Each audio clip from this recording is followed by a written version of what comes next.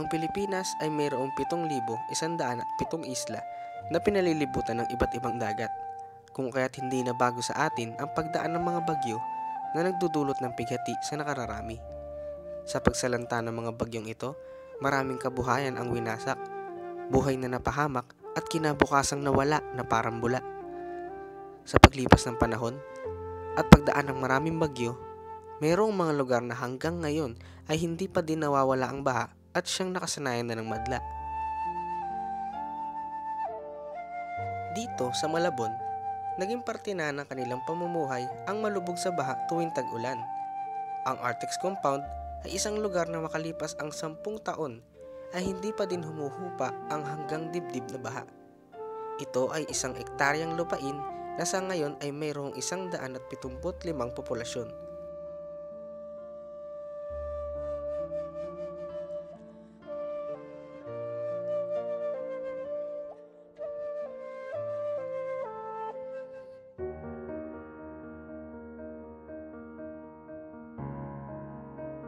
Noong 1982, ang compound na ito ay isang pabahay para sa mga manggagawa ng Artex Yupanco Textile Mills Corporation, ang isa sa pinakamalaking textile manufacturer sa Asia noong dekada 70.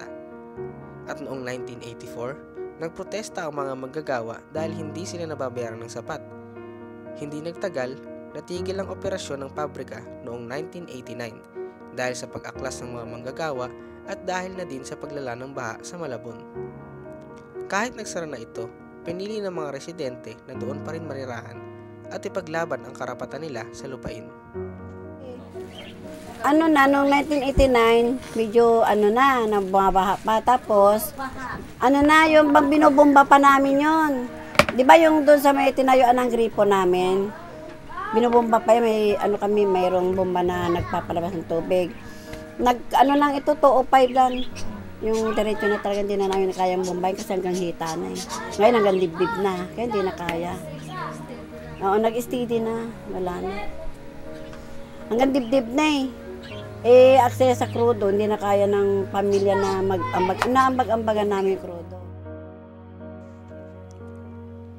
Tinatawag din itong Venice ng Pilipinas at siya na rin naging atraksyon dahil ginamit itong lokasyon ng mga pelikula tulad ng Noy, Lola at Feng Shui.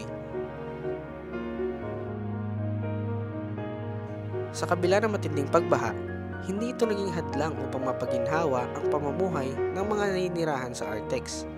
Ang pagbabangka ang tanging transportasyon dito na siya na ring pinagkakakitaan ng mga naninirahan na sa halagang 5 piso kada tao, unti-unti silang nakakaipon ng pantustos sa araw-araw. Ang paggawa at pagbebenta ng bangka ay isa rin sa pinagkukunan ng salapi na nagtatawid sa kanila sa kahirapan. Umaabot ng 10,000 piso hanggang 15,000 piso ang presyo ng isang bangka kung kaya't nakakaraos sila sa buhay. Karamihan sa mga namamangka dito ay bata na sa murang gulang pa lamang ay natuto ng sumagwan. Ang baha ang nagsilbing instrumento na nagtulak sa kanila upang magkaroon ng maayos na buhay. Salamat kay Lord na laging kompleto kami lagi nga sa buong taon, nakaraos sa pamumuhay.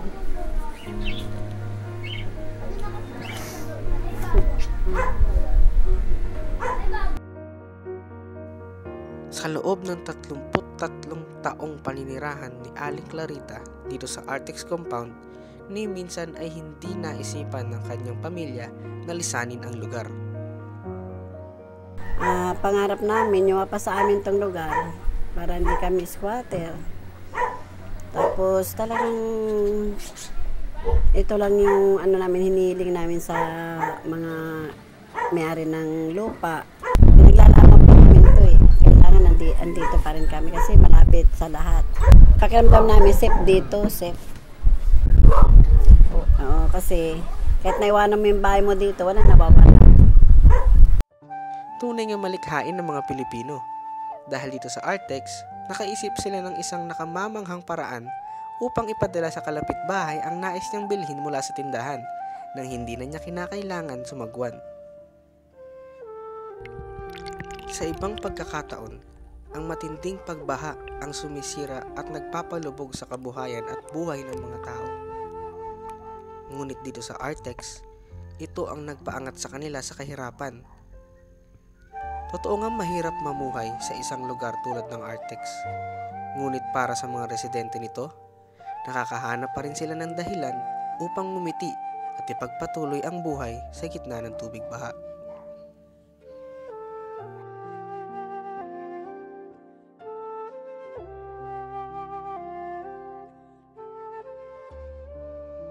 Hindi masasabing malabon pag walang baha. 'Di ba? Yan yung tatak na malabon. Hindi man humuhupa ang baha sa kanilang lugar, hindi ito naging hadlang upang sila ay mabuhay ng mapayapa sa Artex compound. Sa patuloy nilang pakikipagsapalaran sa agos ng buhay, kailanman ay hindi naging hadlang ang tubig baha sa pag-angat sa buhay.